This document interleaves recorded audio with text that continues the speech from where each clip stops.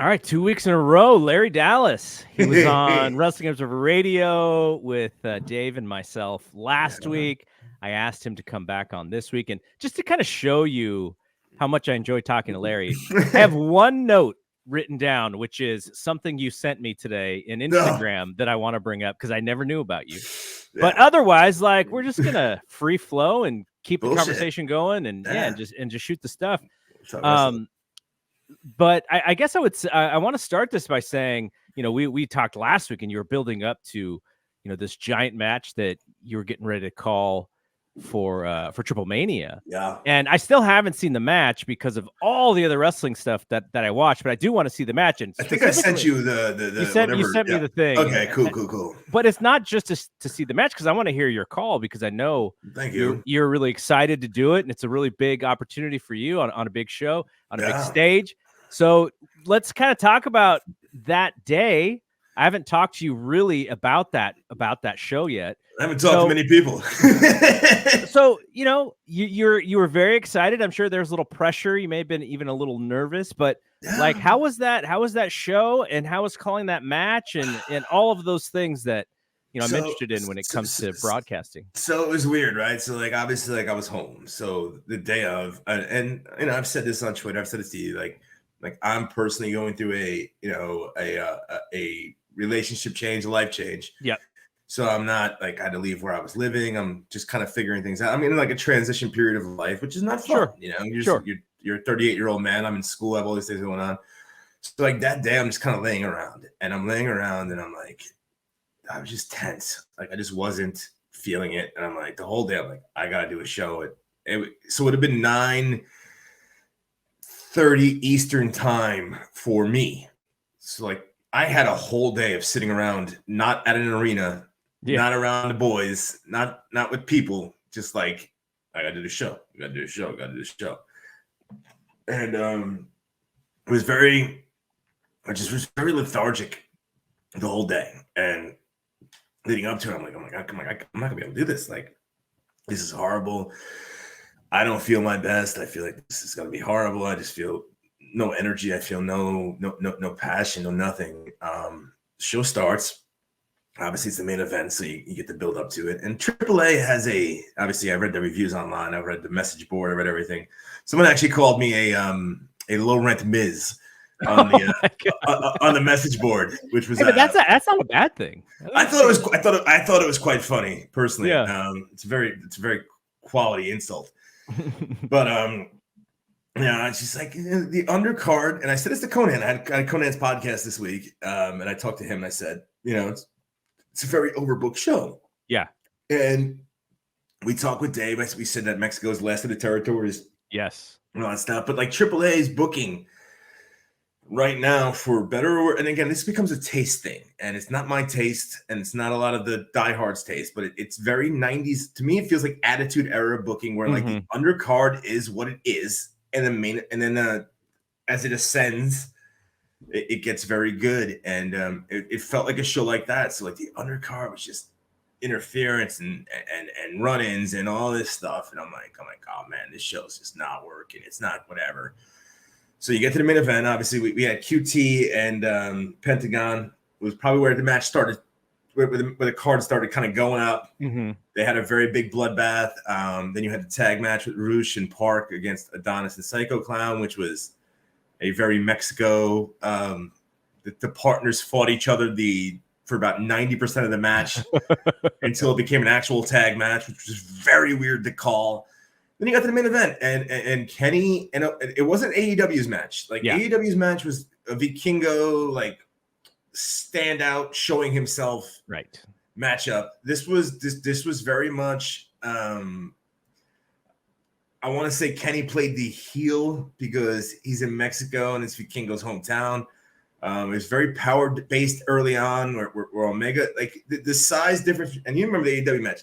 Yeah, the size difference between the two of them is so alarming. And it jumps off the screen. To me, it jumped off the screen. When you look at Kenny, you look at Vikingo next to each other, it's such a difference in size and just body mass. And it came across in a matchup, and Kenny played to that. Kenny played to the hits, and he did a lot of dragon suplexes, and he did a lot of power moves and all of that. until it came time to the comeback. And then Vikingo started doing all the moves, and it became a high-paced flying thing and all this stuff. And it's funny because we weren't smartened up to the finishes, which I like personally. I don't like knowing finishes as a broadcaster. Other people I know do. I don't. But the whole Don Callis came out before the match, and Conan kicked him out. So the whole time, I'm like, all right, Callis is coming back out. Like, this is going to be another fucking shit. Something's going to happen. This is how this ends matchup. So when it ended, and it ended clean, like I was not at my apex of the call. Yeah. Because I was like, it happened. Like I think I said we did it. Like it happened. I think my call was exactly that. Because I didn't expect it. Yeah. I was expecting the schmaz, and it didn't happen. So it was good. It was cool. Kenny's a professional. Came in there and did a great match with Vikingo. Vikingo's our ace, obviously, and it was a very, very good call, very good match. The crowd's super into everything, man. Like the Mexico crowds are so different. They're so into everything. The Callis stuff was just like is there for AEW's angle.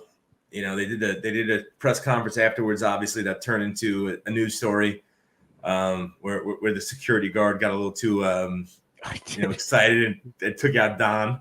Yeah, that was wild. Like when I wasn't there for it, so but so Dave and Brian, when they talked about it, Dave said Dave's explanation was, well, when we talked to Larry said this is the last of the territory. It is. And that's kind of how you have to explain that thing.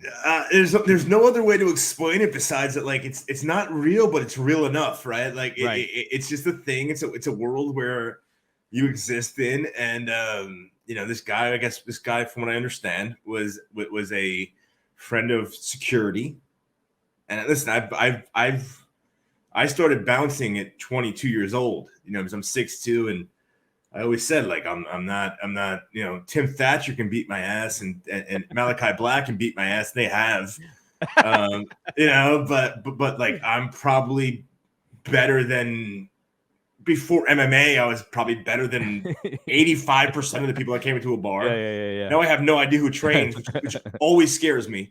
But so it's like the guy got excited and he took Callis down. He thought it was real, and it's like that's what you do. But that is what you would do if I was in a situation and I had no idea what was going on, and I was just a bouncer at a bar, and this thing's going on, and you see this guy jump in that you don't know who he is, and you're not smartened up. You would take him down by the neck, and you would flip him over, and that's what the guy did, and it's a funny situation, but it just to me it adds to the realism and the authenticity that is Mexican wrestling. It's just what Mexico is. It's just a business where none of it makes sense, and it's very fun to me.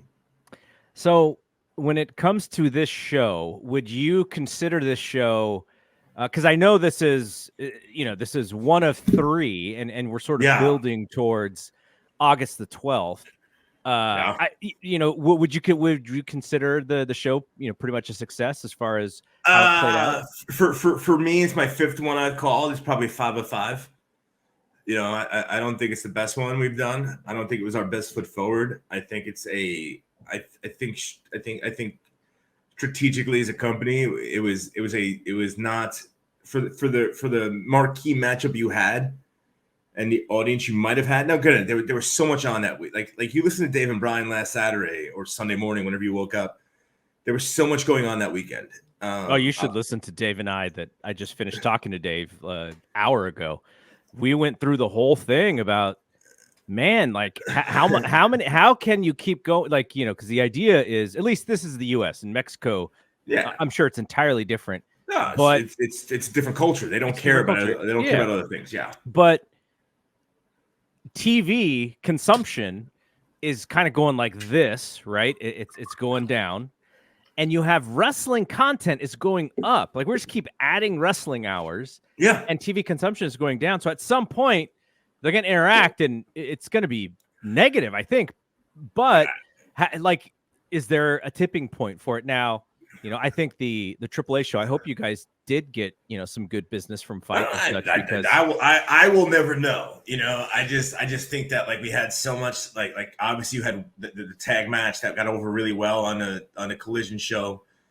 That 2 out of 3 falls match I guess opened up, so that would have been 8 p.m. Eastern. We went on 9:30 p.m. Eastern. So you had that going on. You had the G1 all day, so people are going to watch that because New Japan is still the as far as international audiences, I think New Japan is still the cream of the crop. It's funny because it was 4 years ago today that I did Kobe World. Oh wow! In 2019, because I still have memories on Facebook. Wait, did Dave and I talk to you about that show? Yes. Oh wow, yes. That was 4 years ago. It's 4 years ago. Holy cow! It was July of 2019 was when I did that, and we were the second at the time company to go English, or second Japanese company that went English. I think maybe DDT did something, or maybe Noah had their guys or whatever. AAA had always had their TripleMania broadcasters. I think they had Kevin Gill and other guys in there, and Vampiro and Stryker, and it just was always proverbially a shit show. KG, I know KG. I know KG too. I don't want to say anything bad, just because Fowler is a very good friend of his. Yeah. Great Fowler loves KG, and KG is always a great guy. Oh, nice. He's to me. a great guy. Anything bad to say? Fowler about gets KG. mad if I trash him, but I don't personally think he's a good broadcaster on things like that, where you have to show up and know the product and put the product over. I think it's a very different thing. I think it's broadcasting is so different. You have to know how to get the guys over, and you can get yourself over if you know what you're talking about. So that's the thing. And I did Kobe World 4 years ago, and I think it was off of that because I remember Dave messaged me after that because you guys talked to me, and I think Tanay, for whatever reason, watched that show, which I was always shocked about. And Tanay was so impressed that it was my first show I've ever done, and then I knew all this stuff. I knew all these guys, and it's why I email Tanay before every TripleMania. Like Tanay and I talk. Like we email each other. It's funny when I was on Busted Open, when I was on Sirius, I wanted Tanay as a guest. He would never come on. You obviously know that because he's hard to get on for you and Dave. But we would, I messaged him before TripleMania because to me, Tanay is a guy that I listen to. I ask questions to, and if I have a question or if I want feedback, I go to Tanay. But yeah, no, it's just one of those things. And it took me a long time to get the AAA. But being an international broadcaster, New Japan's the Kevin Kelly is the benchmark, and what he does, and he could be with Charlton, or he can be with Rocky, or he can be with the guy from Australia, Gino. He can be with whoever he wants to be with, and it works because it's Kevin, and they've set their base. For the rest of us, we're fighting an uphill battle. When you're not first, you are fighting it. It's like Hulu and Netflix, right? Like Netflix has nothing content-wise that's actually entertaining to watch anymore. There's no reason. I had this conversation with Lenny Leonard. I don't watch anything on Netflix. Netflix is the first thing I turn on, and I'm like, I don't know. Why am I doing this? The shows I want to watch. If I want to watch a binge show that I like, I'll go to Disney for Marvel. I'll go to other things for other things. There's nothing on Netflix that I haven't watched that is actually destination programming for me right now. But it's the one thing I'll probably never cancel because it's Netflix. Yeah. That's New Japan. It's if I'm going to watch international wrestling, if I'm going to not watch WWE or AEW, you're going to go to New Japan. For everybody else, you have to be so much better or have something so hot that you want to turn into it. Paramount does it with 1883 and with the Yellowstone spinoffs. Yeah. Yep. It's Yellowstone got so popular that if you want more of that content, more of that Taylor Sheridan world, you will pay that $5.99 to watch those shows and maybe find something else to watch. But you have to get to that point. And I think for us last week, we didn't put out an 1883. If you watch Yellowstone, you watch 1883 was a fantastic standalone series that was so good that you watched it, you were hooked, and it had a great story, great everything. You're like, oh my God, man, this is great. And you're probably just not going to cancel the $5 a month, Yeah, right? no, So I think that's great. That's a great reference. You know, I was talking to somebody about New Japan World the other day, and like you, I just don't disconnect from it, even though I don't watch it every month. I watch it in specific months for big shows, and especially this month through the G1, I'm watching it more than usual. But I won't disconnect because it's just like it's kind of a pain in the butt to then resubscribe, and the price keeps going lower. Like it was once $10 a month, and now because of the exchange of God like bless the yen, huh? like it's now like $7. I'm like, shoot, it keeps getting cheaper. I'll just keep it. It's Planet Fitness. Streaming services are Planet Fitness. It's like $9.99 a month. 20 if you want to go tanning, and it's like you pay it. And the thing about paying it is like you'll never cancel it. Yeah, because you'll never notice it. Like you just never notice it. And again, like that's the thing. Like for everybody else in that market, you have to sell something that gets you in there, and then like the price point would be a point where you won't cancel. Has AAA talked about trying to do some sort of streaming service? They talk about a lot of shit. Yeah. I mean, I've talked to you talked to Conan. We talked to Conan, and like it's funny because like I would, obviously I've been reading The Observer since the late 90s. Yeah. And it seemed like once a year Conan would have a statement that they're coming to the US. Yeah. And so like there've definitely been attempts to come to the US, and there have been shows that they've come to SoCal or whatever and just done crazy business, but then they can't utilize it and build off of it. But then, when we did the show with him last time, he talked about it again. And I was like, man, I've been hearing about this thing for 20 something years now.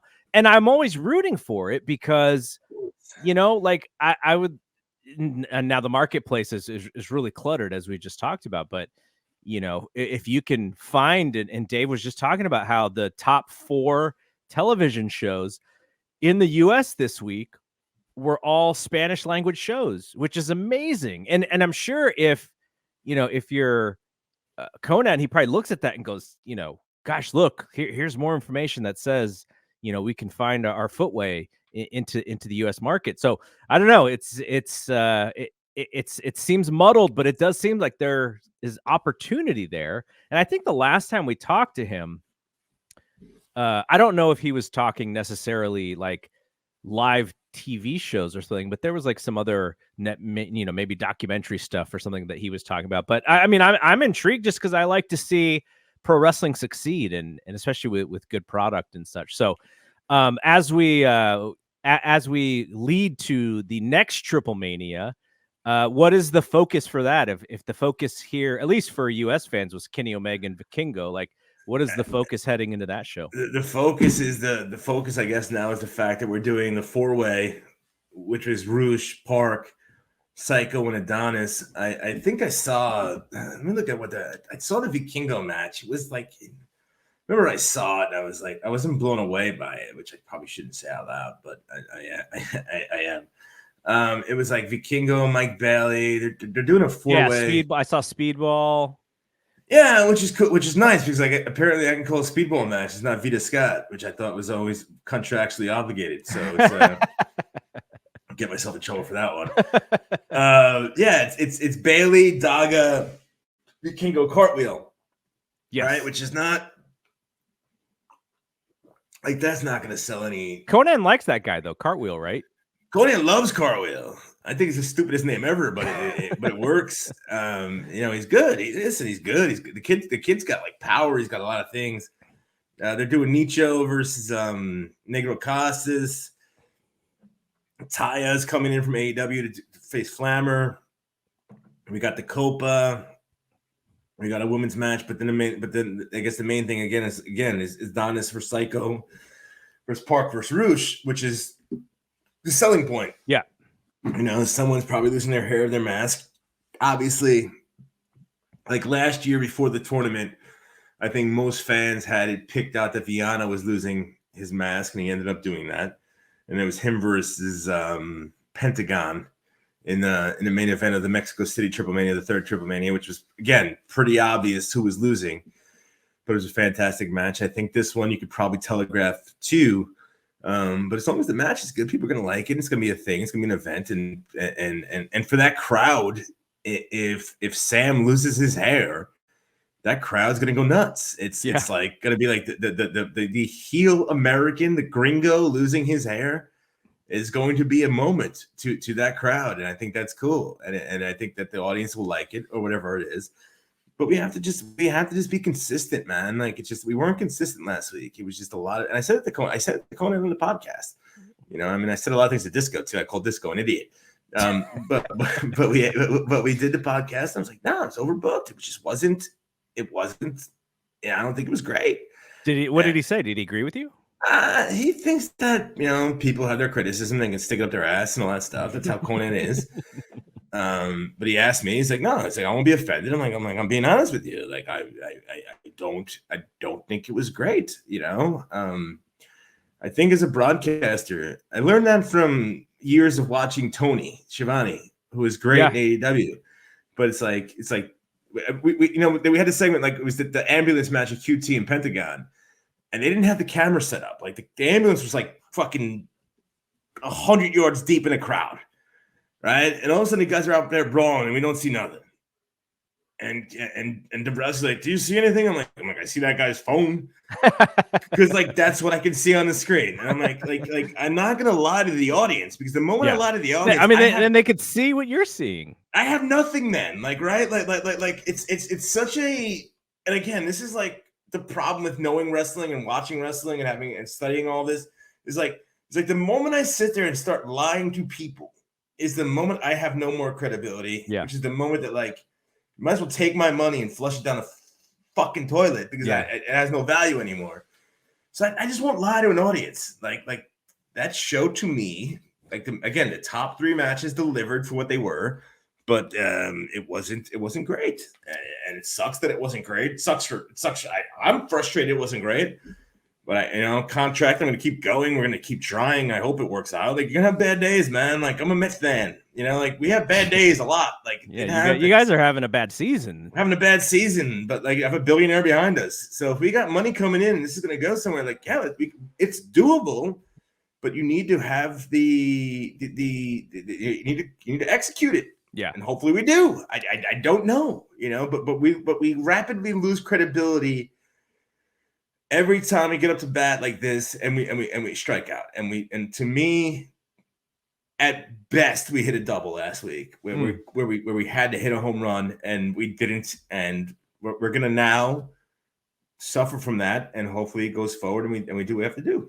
Yeah, I mean it's a great point, because you had some opportunity with the AEW fans who just want to see Kenny Omega wrestle, and you could have maybe brought that in, but then again, there's so much competition.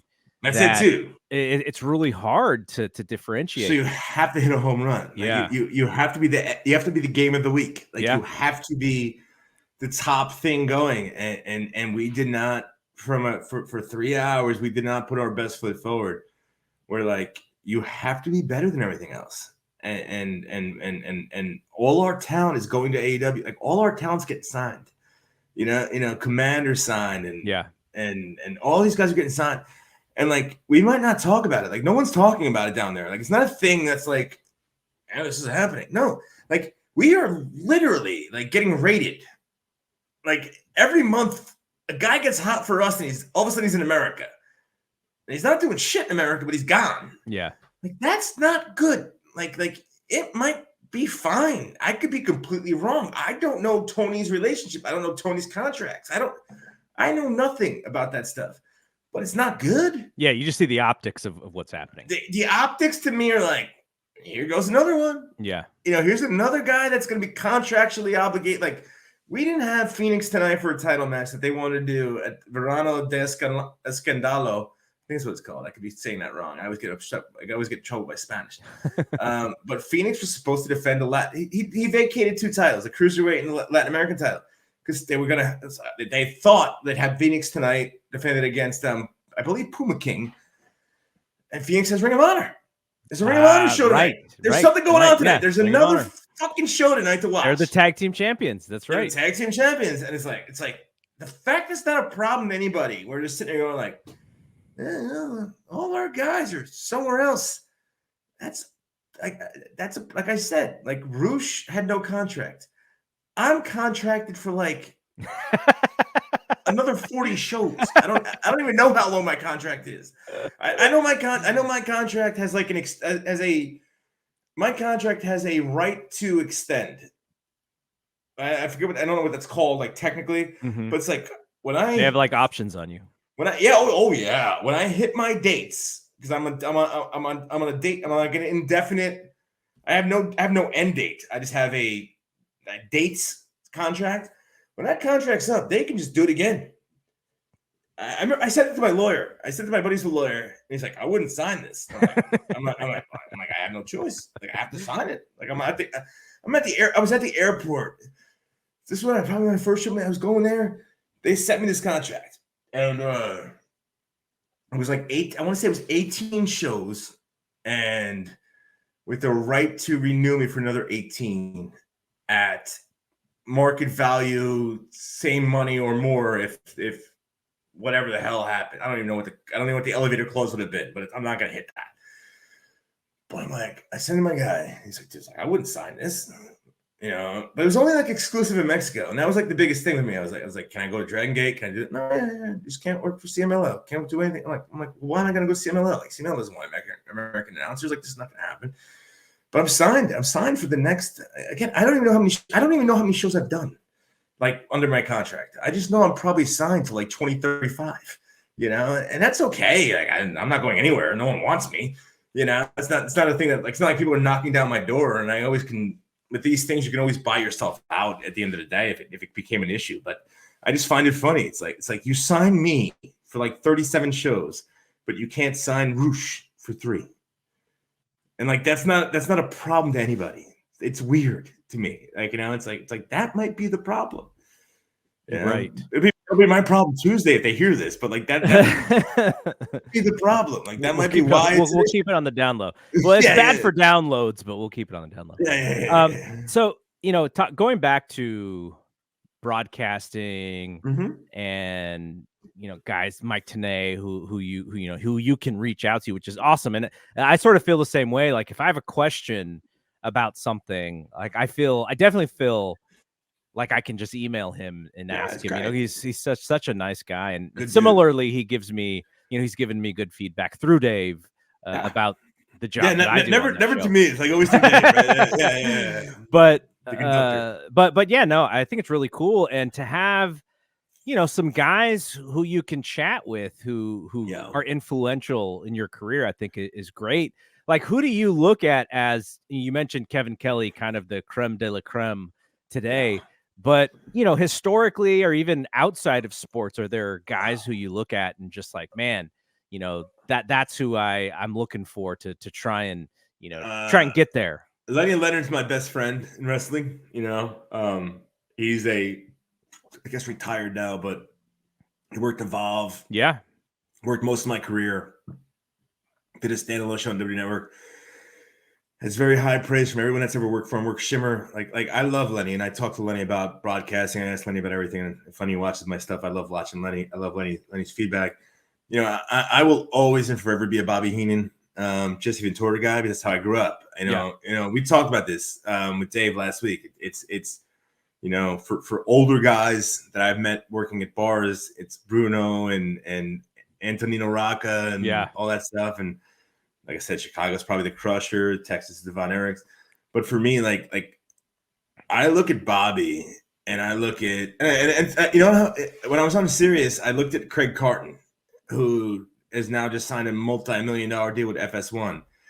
So I remember I had this conversation with my he wasn't a producer, he was wasn't a station director. He was like a level above station manager. So I had like my producer, obviously, and I had my station manager, and I had the other person and he always listened to the show. His name was Andy King. And I remember he said to me one day, he goes, you're not Howard Stern yet.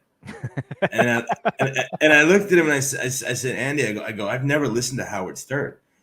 Like I never way. I never had. Howard wasn't my guy. Like, I'm 38.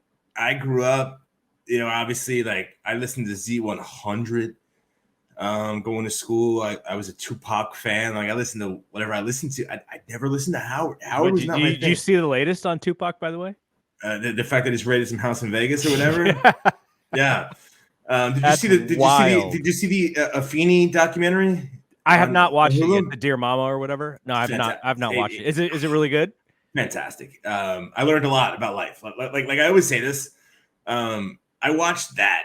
And I'm like, I understand why people hate white people. Like there's things that happen in life, like where I watch something, and I'm like, this country, just you get to this point sometimes when you're living a life, and obviously me, I always joke like I'm the most hated man in America. I'm like a cisgendered white male, like I have no one fighting for me.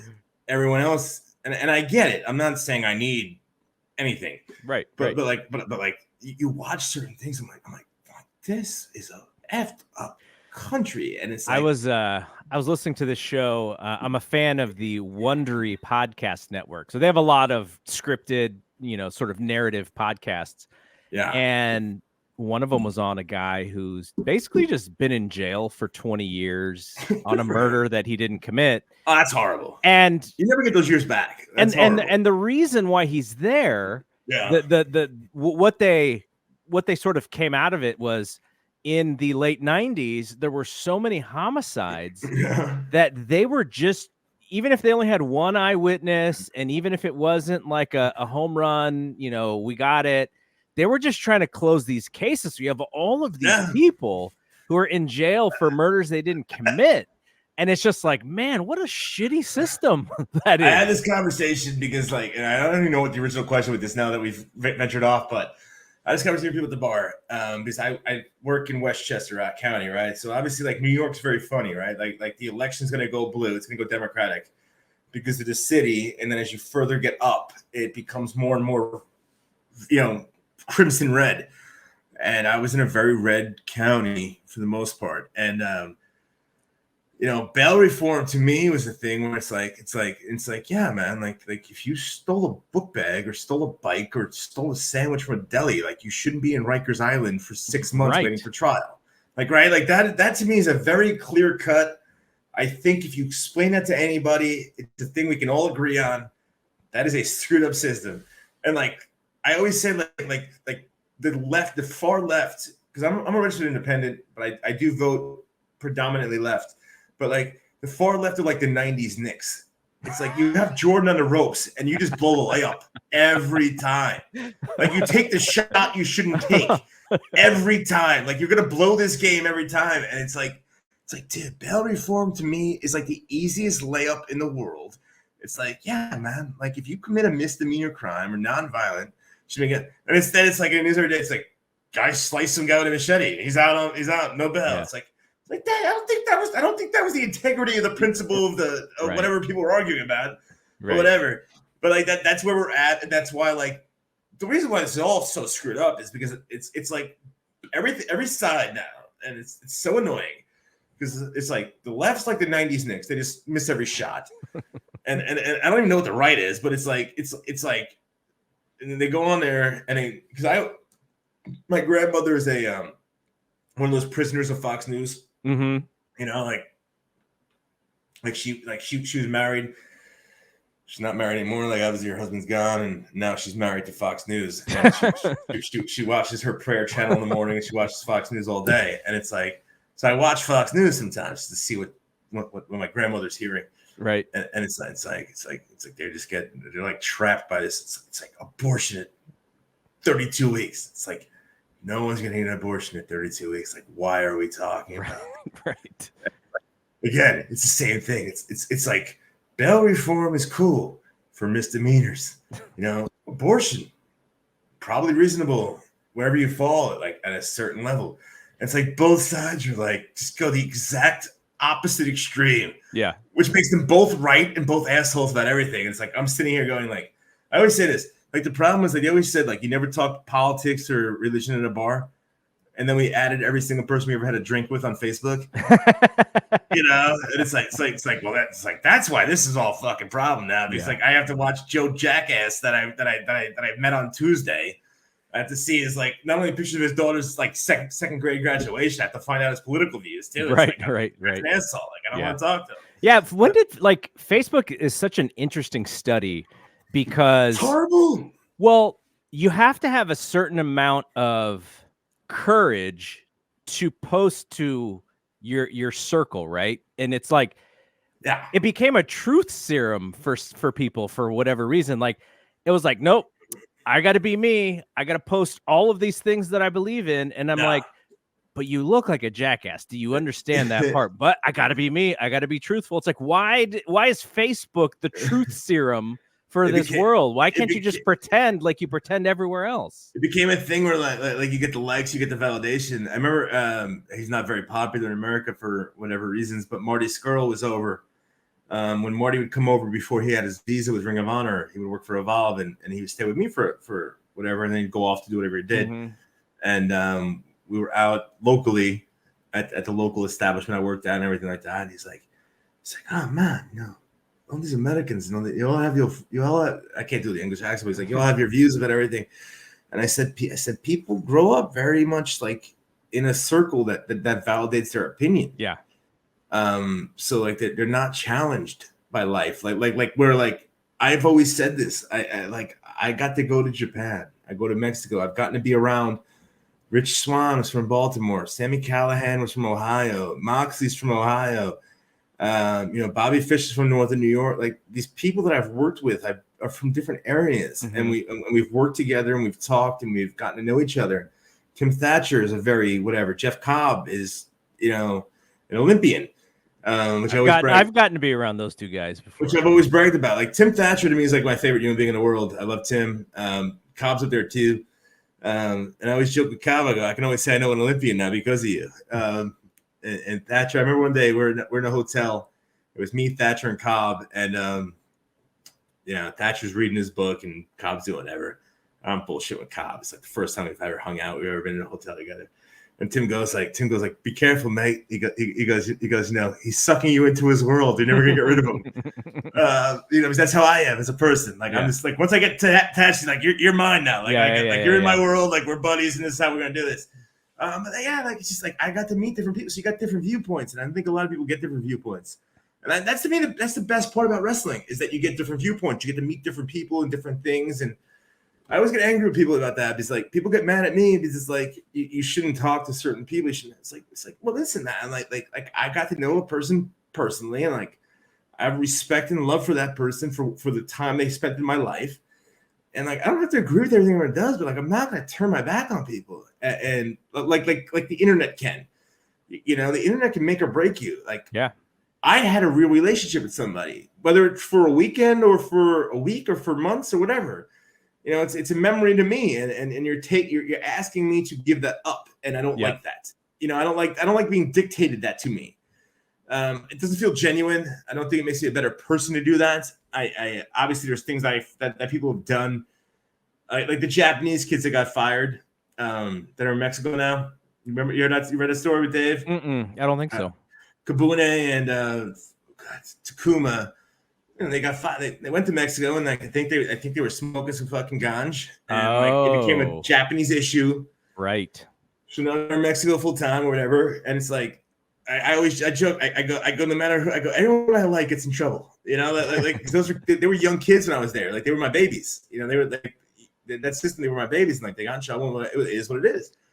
And like I got in trouble from Dragon Gate because I said something about them being in Mexico, and they were like, I got a call. Like I knew I was in trouble when I got the call from the Japanese president, son, and it's like, Shacho wants you to please take down post, and I'm like, fuck, man. I haven't been there for 3 years. I'm still in trouble. Because I had that problem over there. There was a girl's a porn star. Her name was Ray Lil Black, I think her name was, and she's a Japanese adult film entertainer. She's a Dragon Gate fan. She speaks English. Way. Yeah, she's a Dragon Gate fan. She speaks English. And I'm with Jay, who's like their broadcaster now, their English broadcaster.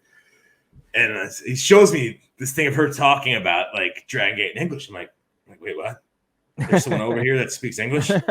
That's female. It's like during COVID. So like I reach out, like I get like, so like we go out to dinner. We're going out to dinner one night, and we're going back and forth on Twitter, and the office guy comes in, He's like, Larry, please, discretion. Shacho say discretion. And I'm like, what I do? Like, what happened? And like, he can't speak English. I can't speak Japanese. And he's like, please, discretion, you know? And he's like struggling. Like he could like, so I'm like, huh? Like discretion what? He's like, Twitter. I'm like, what I do? Like, what happened? And we went back and forth like this for like 10 minutes of like no one figuring out Yeah. what we were trying to talk about. So finally he gets the courage up. You know, the Japanese are very like reserved and humble about these things. Right. He shows me, and I'm like, oh. He's like, please, personal life. You. No problem. Public, please, discretion. I'm like, all right. I'm like, you know what? I'm like, okay, no problem. I tried to delete it all, whatever. Yeah. I like delete everything. I was like, I'm laughing. I'm like, only I can go to Japan and get trouble for this shit. Yep. You know, in the middle of a pandemic. But it's what happened. It's just you know, it's one of those things you learn. Again, culturally, things are different. I forget what we originally talked about, but you know, I mean, I can tell you, we were talking about why you were not Howard Stern. But right. But, so I never listened to Howard.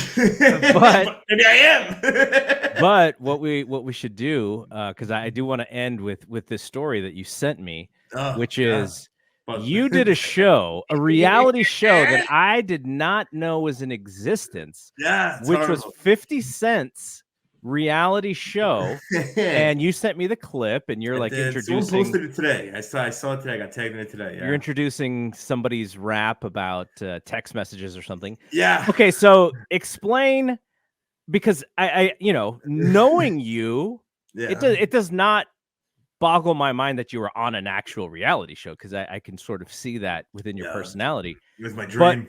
But was that? Were you actually doing that stuff, auditioning for stuff? Is that before wrestling? Is that during wrestling? Like, I had gotten so I was doing ring crew for Ring of Honor from like 19 years old to I got my associates from like I got out of college. I got my associates from like 17 to 19. Like it was a year and a half program. Got my associates.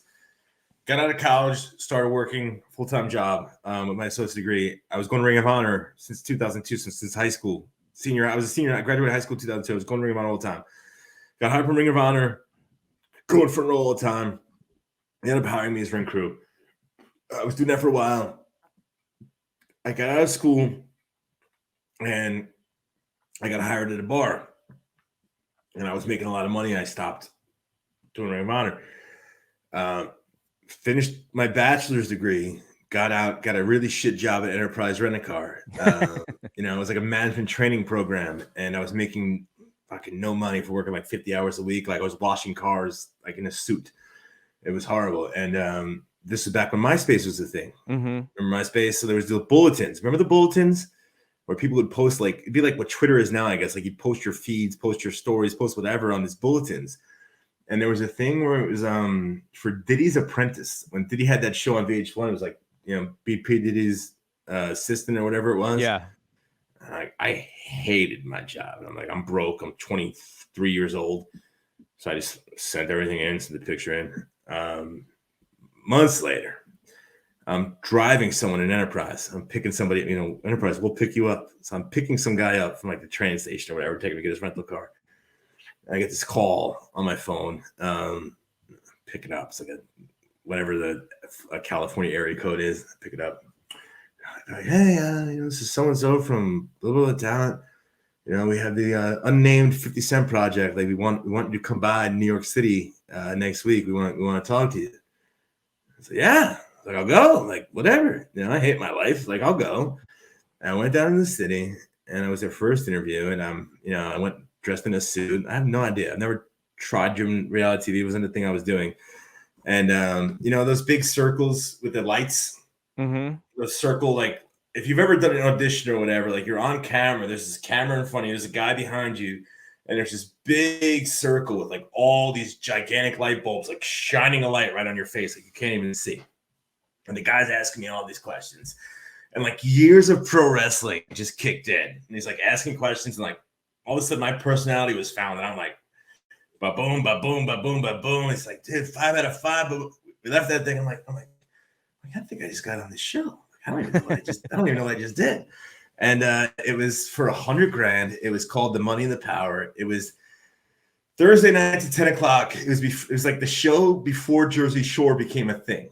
Oh, and wow. If you look at young me, I would have been very good on Jersey Shore. So like I am once again like one step short of the big money. But yeah, so we went away. Like they put us in a hotel for a week. They isolated us. It was horrible. Like we couldn't talk to anybody. We couldn't tell them we were going on a show. It's like very secretive stuff. So I'm in a hotel for like a week while we had to go psych test. We had to do all these different things to make sure that you're like not crazy. And there's like 25, 30, 50 finalists on these hotels sequestered. And I got casted, and I was on there for 9 out of 10 episodes for $100,000. I ended up not winning because I ended up like punching somebody in the face because wow. Yeah, I'm not I was very young and not prepared for the situation. Did you get to interact with 50 a lot? Yeah, the clip that you sent me. I did a lot. Presenting for him. Yeah, so it was a business show, right? So like every episode, he had that book, and it's called like the 50 Laws of Power. Yeah. Remember the 48 Laws of Power? It's like a big book. He did a 50 Laws of Power book, and it was like basically like a tie-in marketing book for him. So yeah, no, I did. I get to interact with 50 a lot, and I remember he had his office in the show, and I'm a lot bigger than 50, like just size wise. And I had to go to his office to talk to him, right? And he's sitting at his desk and he's on his chair. And I go to sit down, and I don't know how to explain it, like, or show it. My chair was so low to make him look bigger that like when I go to sit down, like I almost fell down because I'm like expecting a seat that's not coming because they had to have me so much lower than him. That makes sense what I'm trying to say? Yeah, it's like Stephanie McMahon on Raw having the highest high heels so that she makes everyone else look small. Same thing. and I remember just sitting there going like, huh. Like all of a sudden, like I'm looking up at this guy like at a desk, and I'm like, okay, I think this is a thing. He was a very cool dude. Like, and like he was this is when like vitamin water was a thing. So yeah, he made a lot of money from vitamin water. David Wright, 50 Cent. There's a couple of guys that made a lot of money off vitamin water. And I always said this, like it was something I learned very young from being on that show, is that these guys were very successful because of who they had around them. Mm-hmm. I said this about my ex, like my ex right now, like she's not someone that goes online and trashes me because I didn't do anything wrong. Like the most valuable things you'll have in life, and I wish I was more famous or more successful or more listened to, but I would say this to people: it's like the people that you have around you, the people that you let in your life, are the most valuable assets you have. And it's like if you date somebody, that is a valuable asset. Like it's like if you date the wrong person, they can ruin your life tomorrow. You know, if you have the wrong financial guys, they can ruin your life 10 years from now. Like if you have the wrong everybody, 50 had very smart people around him, and like you, Dave, like there's guys that I'm close with, that I've gotten close with doing this business, and I've latched onto, and I hold on to those relationships because there's a value-added asset to that, regardless of where my career is. And I tell people this all the time. It's like who you date, who you let into your life, who's in your circle, are the things that will, like, if they go bad, like, are they going to trash you? Are they going to support you? Or they don't have to support you. It's just, are they going to bury you? Like, what are they going to do? And like, that's the most important thing. And 50 had the smartest, like, being around him for that 5 weeks or whatever I was, he had the best financial guys. He had the best business guys. He had the best marketing guys. It was like all these guys that just at 23 years old, I was like they looked like stars to me when I saw them because they were just so smart and so slick. And it's why he's successful. He's not successful because of his music. He had one hit album, and then I think everything dropped off for the most part, or maybe 2 or 3 hit albums. But you know, it wasn't like he had a sustained career where he probably made more money outside of the music business than he did inside the music business. Yeah, but I mean, he smartly utilized the celebrity that comes from the music business. There's which so is much great. visibility, and then he uses it to do other things. Like that's how Dr. Dre is not a billionaire because of. No, he's a billionaire because of Beats. He's a billionaire because he got Defiant Ones, one of the greatest documentaries ever made. Yeah, absolutely. It's like the original like Last Dance. Like it's like that's the greatest documentary. Defiant Ones. everyone should watch Defiant Ones. Like that is one of the greatest. Like Jimmy Iovine got his break on an Easter Sunday because they called him and said they needed a receptionist, and he went in and laid tracks for the Beatles. Yep. They just wanted to see if he wanted it. Like if that doesn't explain life to you, I don't know what explains life to somebody. Like that, like entertainment is a privilege. To be on a podcast, like you're asking me to come on here and talk for 45 minutes. Now, I could be feeling however I'm feeling, whatever I'm going on, but you're asking me to come on here and put out content for whatever the audience is. Dave last week, same thing. It's a fucking privilege, man. Like, I don't have to do this. You don't have to have me on. There's 1,000 people, maybe more, that would kill to be on and do this. And like, that is what makes you successful is those things. And like Jimmy Iovine literally got his break because he got called and he's to answer phones. And he's like, I'm not good enough. I'm not too good to answer phones on Easter or Passover, whatever day it was. And he laid tracks to the Beatles and it set him off on a path. Like that is such a metaphor for how this game works. And it's why I continue, no matter how bad my life gets, I just keep on going because it's not that bad. Life can always be worse. Like life can so much be worse.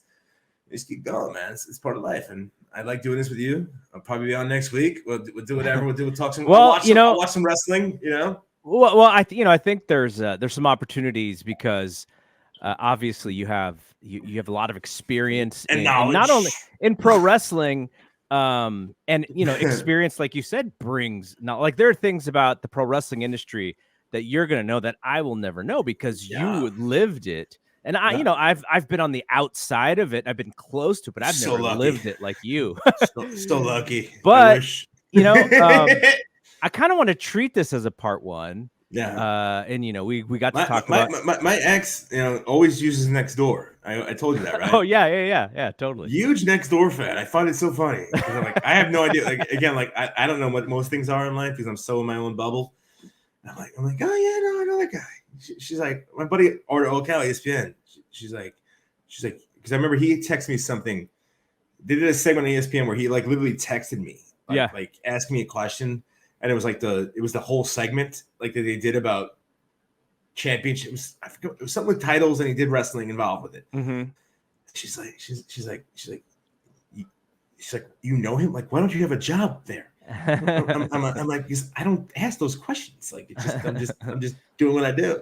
But yeah, it's just one of those funny things. It's like she thinks you're doing Nextdoor is great. So I apologize. Go back to what you're saying. So part one. But I do want to bring you back because there's an aspect of your career and of what you're doing and how you get there that I want to talk about. So so we'll maybe we'll do part 2 next week, and it'll be a little bit more about the kind of the rise of what you were doing and how you get here. And because look, there are tons of people who get in the wrestling business and who aren't on WWE TV. There are more people who have tried to get on WWE who aren't currently on WWE. Those stories are relevant and those stories are valuable. I really love the grind and I think you create a little bit of your sense of character comes from a lot of the next week. We'll talk about me being at the WrestleMania after party at the first MetLife WrestleMania and me meeting Canyon Seaman for the first time. There you go. I'll make that the hook, as they say in the business. We'll save that for next week. But hey, thanks for doing this. I know you're not feeling the best, and listen, life gets tough. That's part of life. But hopefully us chopping it up, get you through another hour where you're okay. So, but as you know, I'm rooting for you. I'm a fan. I very much enjoy. And I got you and Meltzer tomorrow. I got you guys listening tomorrow, right? So I'm very excited now. Exactly. Any guests this week? No guests. It's just we went on for like 45 minutes talking about just the current wrestling industry and TV and how many hours. No Steve Curran tomorrow for me. I got nothing. I got no books to have to read. Okay, I'm just making sure. I can know how my weekend lines up. Like, because I listen I joke. I literally listen every week. Like, I wake up. So people that don't know, and this will end like this. If I'm in school full time, do what I gotta do. I bartend weekends, but I Uber because it's a very easy thing to go out and do. Yeah. whenever I want. Like if I need an extra $50, I can go on Uber for 2 hours and go do it. So I Uber. But like when I'm Ubering, I'll just put on. Obviously, I'm living in New York, so I'll put on WFAN, I'll put on sports radio or whatever, and like I'm very happy just doing my day. Because everything I do is not full time. Like that's the hardest part about what I do in life. Like it's like you make good money doing these shows, doing these things, but like it's just a very easy thing to do. But I listen to you guys every week because it's very. I'll get up in the morning on Saturday and I'll be like, I'm gonna go on Uber for a couple of hours. I'll put on Dave and Garrett and I'll just chill out. And I'm like the happiest dude in the world, like delivering someone their McDonald's breakfast. Because like I'm out there, I'm listening to like stories about like Dark Side of the Ring. Like, episode, like it's the fun. It's so like it's so weird. I'm like I'm so happy. I'm so content. I'm like driving. I'm like okay, yeah. Listen, that's what I do. So yes, we'll do this again next week. All right, man. Thanks a ton. We'll see you soon. And so for Larry, I'm Double G. We'll see you when we see you. Peace out. Peace out, baby.